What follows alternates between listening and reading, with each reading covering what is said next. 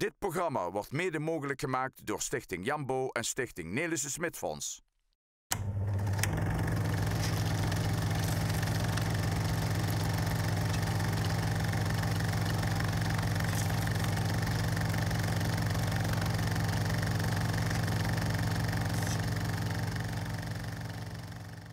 In deze uitzending van Venray van Toen doen we het iets anders dan u normaal gesproken van ons gewend bent. Afgelopen zomer, op 1 augustus om precies te zijn, werd namelijk een uniek persoon, chef Beerkes, 80 jaar. Chef, die vroeger bakker was, is voor vele Venraynaren een bekend persoon. Als archeoloog, filmer of als helper op alle plekken waar me hulp geboden kan worden. En hij is de ideale buurman van de Julianensingel. Kijkt u mee naar een portret van een ijverige Bekker.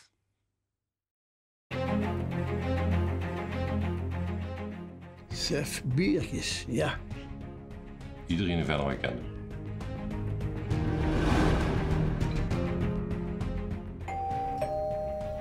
Een levendige fantasie had hij. Dat is een plezante man. Hij was een goed hart. Was vroeger al een bekend figuur in Venray. Hij is een beetje eigenwijs, ja. Heel fijne mens. Heel veel mee gelachen. En hij was een guitige jonge man. Chef is echt een hele loyale man. Was een goede mens en dat is hij nou nog.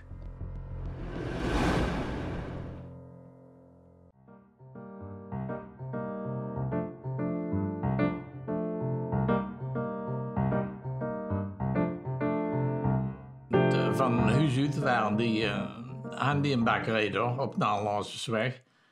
En dat ging schijnbaar goed allemaal en zo. En toen is mijn vader getrouwd met de dochter van Stevens uit Mezeers van de Mulder. Toen is er toch schijnbaar het dat niet goed gelopen. En toen hebben ze hier een stukje grond, hier een die sigaarfabriek in de kopen. Zijn die daarmee gestart en toen zijn ze gezegd, dan gaan we apart wonen. Bouwen zelf een huis en een bakkerij en dan laten we al weg, maar dan weg. En dus en zodoende zien we hier gestart hier op de Julianus of Draadstraat toen. Ja. Bijvoorbeeld de binnenwerkers, die het moeder had die allemaal zelf gemaakt. En op dat stukje grond waar we hier tussen die twee huizen zien, waar we nou waar de gages dat zo, daar zien we begonnen met de steen maken. En de binnensteen, deze steen, waar we hier eigenlijk tegenaan kijken, dat zien nog de originele steen die ze hier achter in de hof gebakken hebben. Dat klopt.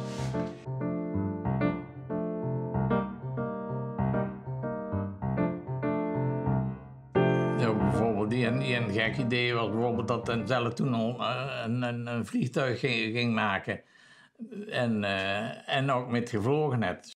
En dat is deels is dat gelukt, maar deels ook niet, want blijkbaar zijn de wasspul door de lucht ingegaan.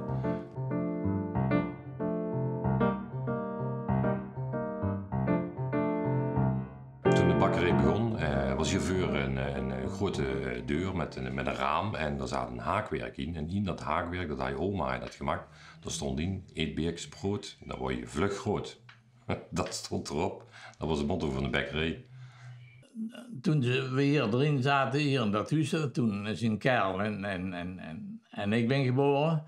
Maar dan mijn chef zei, was ik blij dat geen geboren werd, zet ze dat geel werd, want dat was zo, dat heb ik veel voor ze weer wat druppeltjes gelaten zetten.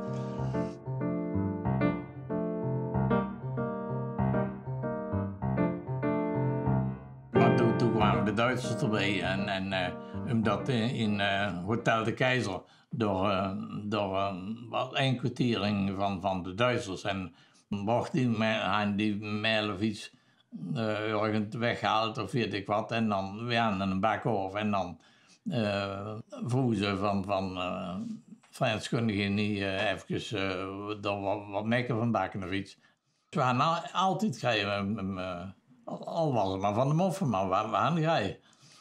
En om de Duitsers een klein beetje te pesten, doen ze volgens mij de eieren in plaats van breken, doen ze de hulle-eier erin gooien. Zodat ze de schade nog op ons het ook nog, dan knoest het een beetje.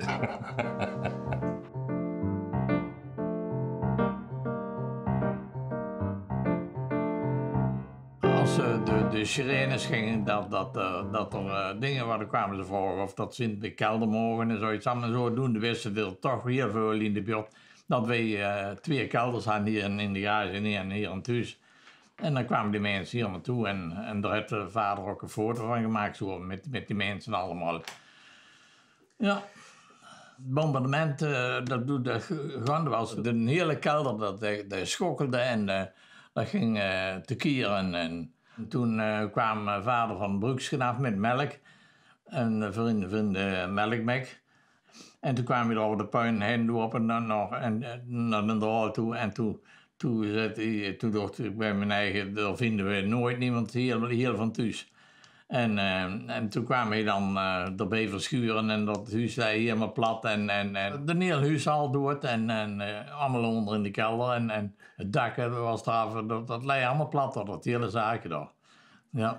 Toen kwamen we hier en toen keek hij, kwamen we, zei Frans, dat heette stond aan de deur boven. En dat was blijdschap toch. En de melk hij daar nog bezig. Dat was zo kostbaar. Ja. Ik weet wel dat de deur een keer open zwaaide boven en dat er soldaten met geweren stonden te kwerken in de deur. En toen zei meester Dientjes, en dan ging direct in actie. Hij zei, dat zien de Engelsen, dat zien Oost mannen die dus komen helpen. En toen praatte hij Engels, maar we hadden van Engels nooit niks van gehoord, dus we wisten niet wat Engels was.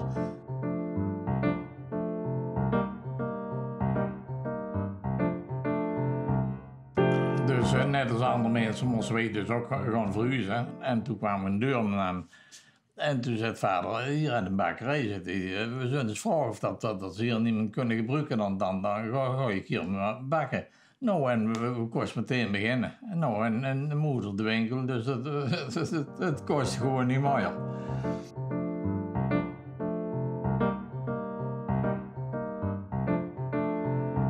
Toen zag het, dat was gewoon verschrikkelijk. Het glaswerk leidt er allemaal uit. Dus dat is simpel genoeg. We mogen niet meer ophalen aan het hele huis plat liggen. We meester Dientjes en tot aan de Paterstraat, alles plat. Het duurste was de navenstoken. Dat was het belangrijkste. En toen dat weer een beetje warm was, toen dat weer werkte allemaal een beetje. Toen planken voor de ramen en de zaak dichttimmeren en wind en toch dichtmaken. Is een beetje dat de nek was riezen, want hij riest niet als het trekt. Als het koud is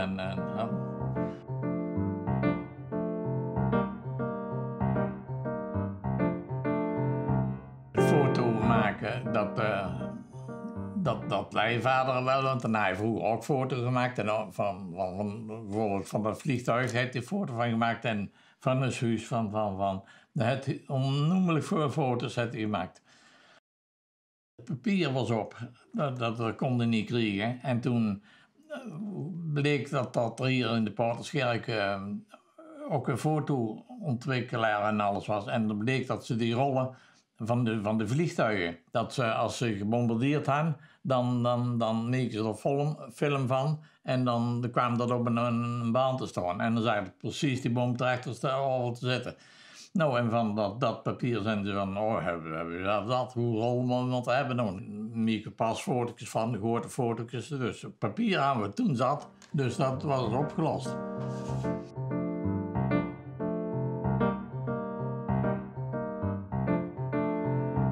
Direct na de oorlog ben ik toch met in contact gekomen met chef en daar ging ik ook wel eens in de bakkerij, met de Meccano-doos spullen we daar dus. En Nel keek dan toe en ja, die wouden dus ook hebben dat ze zondags mooi thuis bleven en dan met de Meccano-doos spulden. Dan waren de kinderen ook thuis en haalden ze ook geen streken uit. Daar kwamen we eigenlijk op neer. Ik voelde me trots toen ik al een zak meel van 50 kilo, dat ik dan alleen in de mengmachine kon gooien zonder... Dan, als je dan erin kiepte, dan ging mij de zak met en zelf ging er niet was. En dat was al een grote vooruitgang, vond ik, als mannengezinde.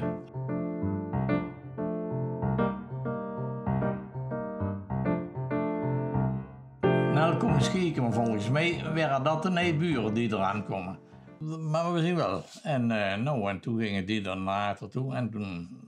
Ja, en die mensen hebben er rondgekeken en toen later toen ze weggingen, toen zeiden ze we hebben toch besloten om toch hier neven een buurman te werden. Want als je toch neven de bekker woont, dan hoeft nooit genomen te leren. Want zullen aan in de oorlog behoorlijk honger geleden. En daar hebben we dan gelast van. En inderdaad, dat was zo. Maar later bleek dat familie Nelissen was, ja. Uit Haarlem, ja. Waren dat 3 woningen, die sigaarfabriek. Maar jullie hebben er toen al direct een klein beetje... Maar het was eigenlijk zo goed als... de konden er vlot in wonen en zeer achter en ja, dat was... Chef, dat is de beste buurman die je maar ook kunt voorstellen.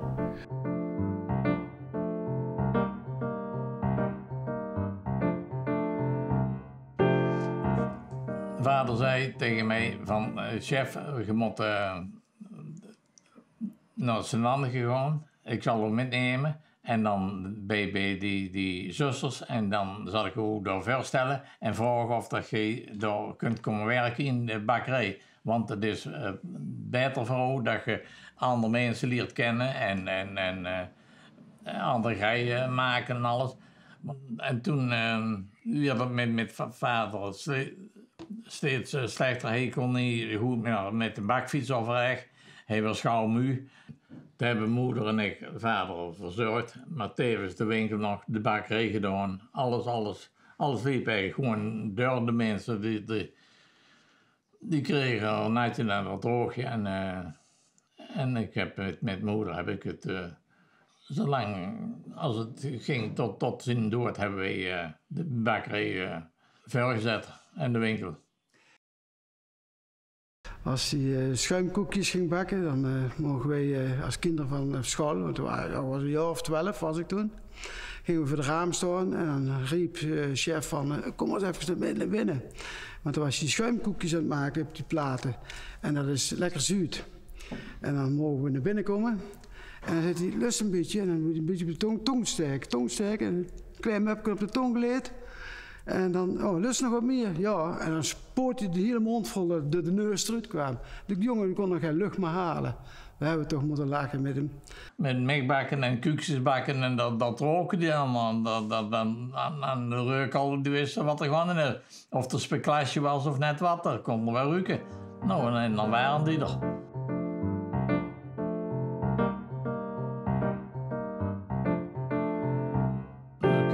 Dat moest meer leren en dat moest wij eigenlijk een beetje een hoge piet werden, want moeder aan de kant in service die hadden er priesters bij en Beerkens aan de kant priesters die doen allemaal hebben dat Karel priester weer. Maar Karel zelf had er niet een bare interesse in en dus dat hadden. En later is hij smederij ingegaan en bij Tenkhuizen zo, dat vond hij veel mooier zoiets, allemaal ijzerwerk en... Nou ja, chef heeft de zorg overgenomen voor de winkel, of voor de bakkerij. En Karel, die was een beetje de technische knoppen volgens mij en die is een beetje in de techniek gegaan.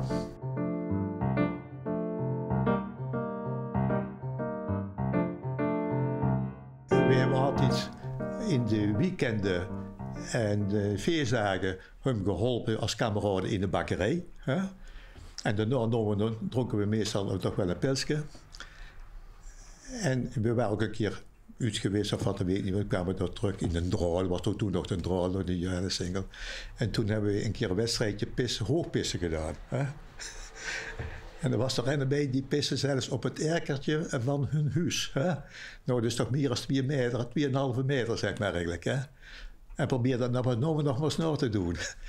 Als wij naar Duitsland gingen, zijn we altijd vroeger begonnen de Puilhoven. Was onze eerste halte Koksjeu. Verheyen was dat. En dan dronken we altijd het eerste pilsje. Ja, dat was een beetje zo, maar een beetje kort bij. Dat was bijvoorbeeld Koksjeu in Horst. En dan gingen we duktoepen. En Ik wist dus niet of dat hij van die dochter van Koksjeu kwam, of dat hij ging toepen. Of er het toepen ging. Maar in ieder geval, hij was vaak met Jeu aan het toepen. En daar kon je niet van winnen. Want Jeu was natuurlijk een ervaren toeper. Dag en nacht was hij aan het toepen. Maar dan moest Sef dan geholpen worden. En we zo zijn kuntjes afgesproken van dit is passen. En dit is harten en dat is schuppen en dat soort dingen. En dan lukt het Sef wel eens hem te winnen.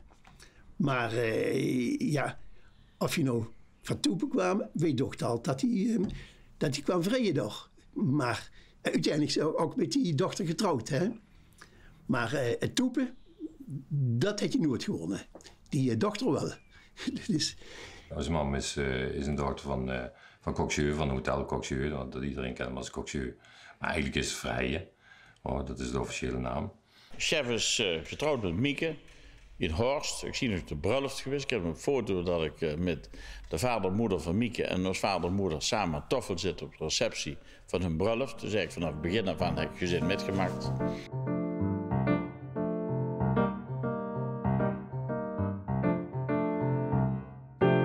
Wij zien gewoon hier gewonnen. Mieke hij de winkel en ik hij de bakkerij. En ja, nou en ik doe woorden mee kan rondbrengen. Hij wist precies wat die mensen nodig hadden. Hij ging dat dus bezorgen. Pakte uit de auto wat hij dacht, dat hebben de mensen nodig. Liep overal achter hem, zo goed kende hij de weg. Deponeerde de boodschappen, het brood in dit geval, op de keukentafel. En riep dus vervolgens, vrouwtje, hier is het bakkertje.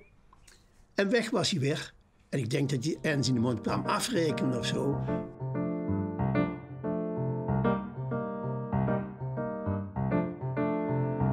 In 1956, 57, rond den tijd ergens. Toen woonden ze met Karel samen een vliegende sigaar wouden ze maken. En ik denk dat in de carnavalsoptocht dat te maken had met de vader. Dan is ooit met een vliegtuig gemaakt en er is dan met naar beneden gestort. Dat hij dus Chef en Karel nou een vliegende sigaar gingen maken. Ja, dat was ook wel zoiets dergelijks. Toen al de leden van de carnavalsvereniging, dat lijst was op zijn kop. Er waren een paar man waren er nog bij. En toen het tandarts Schruiten, dan het ons allemaal geïnstalleerd toen. En toen zijn we met rond van 11 uur begonnen. Maar geen prins of iets, want hoe mocht ik dat doen? Bakkerij en prins, dat ging niet.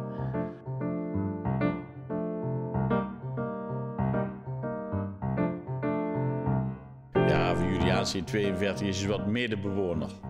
Hij liep al bij zijn vader en moeder naar binnen. Hij had al de sleutel.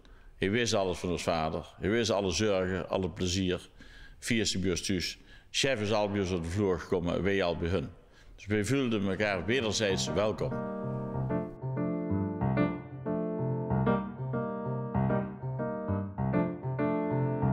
Ja, dat is een onschuldig iets. Wat gaat er nu door? Een korm is kapot geschoten in de geurt. En die flikken naar de lichten, die natuurlijk meteen raken. En die fladderden neer en toen viel die op de tafel.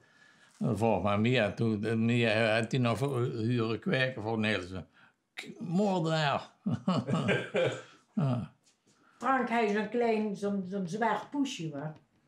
Vrouw Nielsen, die riep dat poesje. En gewaar maar. En ik zeg, maar die luistert beter naar mij als naar vrouw Nielsen. En ik fiet die kat en ik in de zak en ik er goed schokkelen. En ik liet de los dat ik had. Ik denk, zo vrouw Nielsen nog vlot in, maar nou kreeg ik ook kat. En dan... En dan ging die witte kat een zwarte inlever, spierwit terugkrijgen.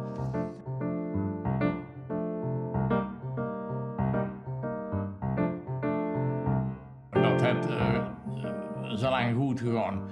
Totdat de broodbakkerfabrieken, dat die voor een priester de mek gingen maken.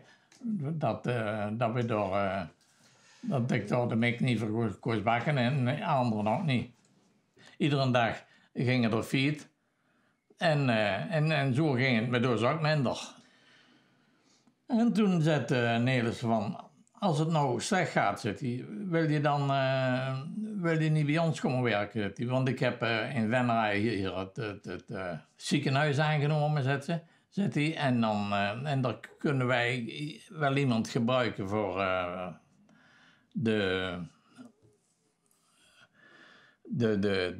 voor het magazijn en onderhoud van machines en alles en zo. Toen hij Nelissen dus dat ziekenhuis klaar en toen was er weer geen werk. En toen zei Heintje Verbrugge, kom maar bij mij zitten, want ik heb nou een ding in Berlijn zitten en ik koop een nieuwe vrachtwagen. En dan gaan we door antiek goed kopen en dan doe ik het hier verkopen. En toen ben ik dat gaan doen. En dat ook goed gedraaid.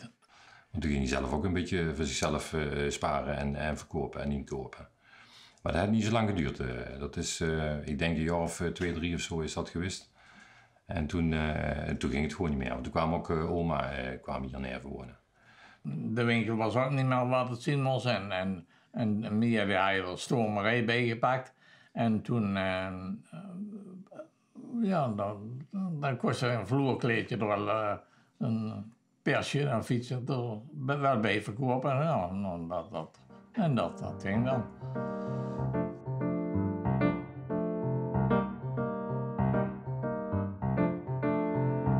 Ja, je heel goed hart. En als er een probleem was, had je ook overal een oplossing voor. Bij Nederlands kwam die een dag kwam er door binnen achter me voor de mikkerij, dus we gooiden dan biks naar binnen. En toen zaten voor Nederlands door weer te schoebelen op de dingen door. Ja, je kon het geen washok noemen eigenlijk. Maar toen zeg ik, toen knooiden ze weer, toen zei mijn chef, zei ze, dan moet je denken, mijn man is aannemer en ik zit hier zo te tobben. En toen zeg ik, maar als je nou die garage erbij pakt en je doet het toch in, ik zeg, want daar ben ik toch nooit, die kom ik toch nooit in. Oh, chef, als dat zo kunnen, dan hou ik me wel aanbevolen. En zodoende is hij aan die garage voor meegekomen. Nee, achteraf is het voor ons in ieder geval een minder goede deal geweest, want we hebben er altijd wel best wel last van gehad, maar dat is niet zo erg. Uiteindelijk komt het wel allemaal goed.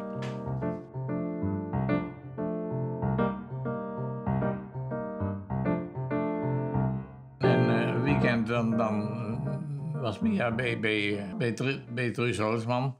En dan nam ik de kinderen met en dan met naar de caravan door. En door hebben de hand die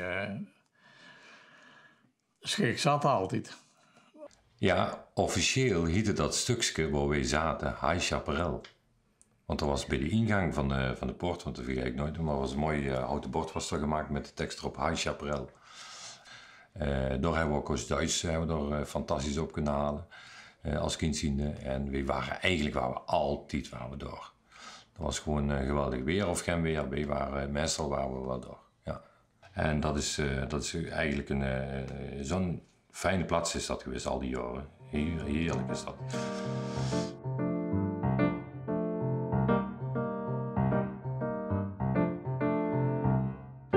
Dat was dat Marie en Elke, dat die door met de vrouw van Paul Nelissen in gesprek kwamen. En dat die vrouw, dat Paul die vrouw, dat die zegt van,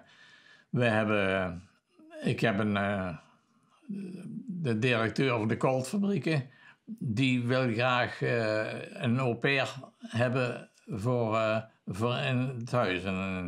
En zo, die met die rode haren, Nelke, zou die niet dat willen? Ik zeg, ik zal het wel vragen. Ja, want dat lijkt me wel een vlotte. En ik heb Nelke gevraagd. Nou, dat is goed. 14 dagen was Fuji. En toen ging Maria, en Maria was een jaar ouder, zei Maria, ja, maar Nelk al weg en ik zit nog hier in Venray te koekeloeren en die brieven gekregen van, oh, geweldig. Nou, en toen was Nelk nog weg. Die wonen al meer dan 20 jaar in Amerika. Zien gelukkig komen die ook naar zijn verjaardag toe. En daar hebben ze heel intensief contact met. Alleen één ding, chef zegt dat hij durft te vliegen, maar hij vliegt niet. Volgens mij is hij scheiden bang. Dat durft hij gar niet in. Wat moet ik toch doen? Nog meer werk. Hij gedraagt zich mij wat flinker als dat zijn hart, denk ik, van binnen kwekt. Hij is er mij wat lichtvoetig over. Maar ik weet dat hij er, ik denk te weten, dat hij wel wat doet, ja. Ik heb de pas en ik heb... ga je klaarleggen voor er naartoe te gaan, maar... als het niet hoeft, dan... nee, dan... Hier is veel te mooi Venray. Opa durft wel met een vliegtuig te bouwen en zelf te gaan vliegen, maar chef durft er niet. Dat durft niet te vliegen.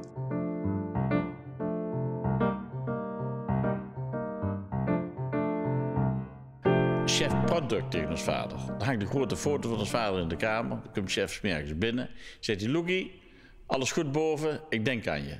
Dat praat altijd met ons vader. Ja, dat is nog steeds zijn tweede huis eigenlijk. Want hij had nog steeds in gedachten dat Loek er nog steeds als geest zeg maar, rondloopt. En dat vindt hij helemaal fantastisch, want dat haalt hij ook echt supergoed bij. Ieder nog een lijmknuut aanmaken, lijmknuut maken, pols bijhouden.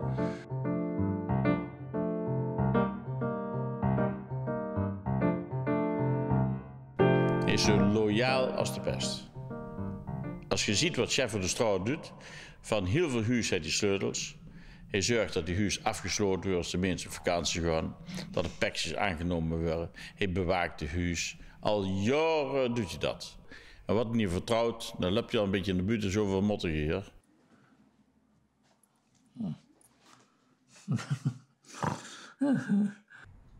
Hij is erg nieuwsgierig, ja. En nou is het wel zo druk om de hut dat niet te geleur, dat wat een volk. Het is een beetje politieagent is een soort veldwachter eigenlijk, meer een veldwachter. Toch kunnen we amuseren hier op die Julianensengel. En dan begin ik met een hand vast te jurken. Want je wil dan een overkant toe? Ja, dat is misschien meer te doen is hier, want ik kan helemaal niet aan alle horen.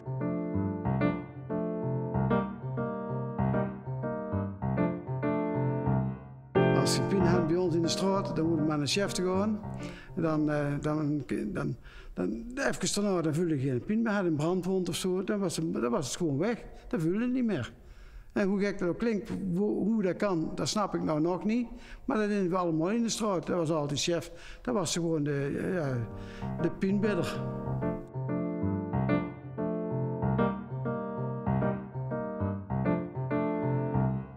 Daar kwam dat ik Hendrik Hertz leerde kennen. En ik dat van schilderijtjes van Venray allemaal. En dat hij tegen mij zei, hey chef, is dat niks voor over het schilderen? Toen ging hij met een beetje veel doen hoe dat ging met het schilderen. En zodoende ben ik aan het schilderen gekomen. Zo simpel is dat.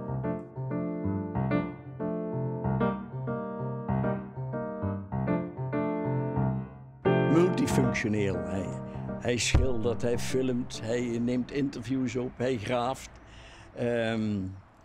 Altijd op zoek, actueel, overal bij.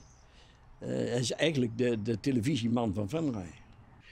Je ziet hem links en rechts met zijn filmcamera. Hij is overal mee bezig. Maar ik zie nooit niks van die films. Wat doet hij ermee? Een persoon met heel veel belangstellingen voor de historie. Vooral in Venray, maar eigenlijk van de prehistorie tot de nieuwe tijd wel. Hij heeft een hele inventieve persoonlijkheid. Hè?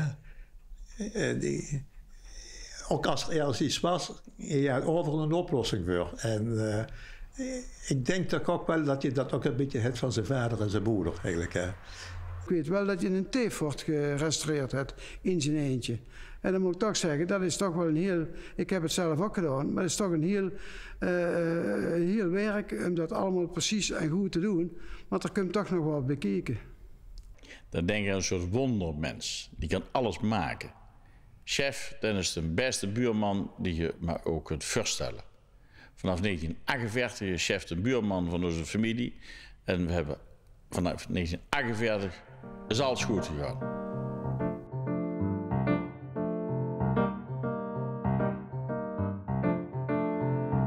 Ik wil hem in elk geval feliciteren met zijn 80ste verjaardag. En ik hoop dat er nog veel jaren volgen. En ook op archeologisch gebied, als we archeologisch onderzoek kunnen doen, dat is toch zijn grote passie. Dat ik hem een hele goede gezondheid toewens en nog vele, vele jaren samen met zijn vrouw en kinderen. Nou, ik hoop dat hij een hele fijne dag krijgt en dat hij nog heel lang in ons midden mag zien. Ja, ik hoop dat hij nog lang in goede gezondheid zo rondtrekt zoals hij nou doet. Want hij heeft heel erg veel plezier in, dat zie je aan hem. Ik zou zeggen, gezond blijven en gelukkig leven met Mia. En alles wat hem dierbaar is, moet je koesteren. Huh? Dat hij gezond mag blijven, dat hij zo blijft zoals ik hem ken. Ik wens Chef nog goede gezondheid toe. Want Chef, je merkt ook dat Chef 80 het worden is en dan zie je de mens die het eigenlijk veel te druk heeft, zich te druk maakt, zegt Chef, weer wat rustiger. Creëer meer tijd voor jezelf en ziet voorzichtig op je lichaam. Ik hoop dat je nog jaren onder ons ziet. Doe in godsnaam rustig aan. Je wilt te veel, te snel. Alles bij elkaar. Doe rustig aan. Hij is een fantastische buurman.